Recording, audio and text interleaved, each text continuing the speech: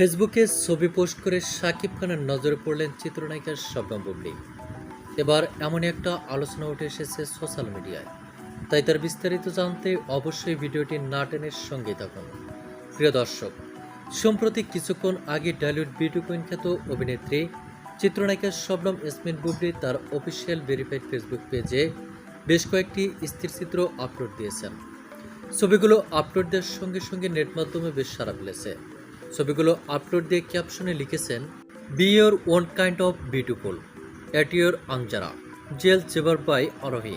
ছবিগুলোতে চিত্রনায়িকা শবনম ইয়াসমিন বুবলীকে বেশ দূর দূরান্ত লোকেই দেখা যাচ্ছে।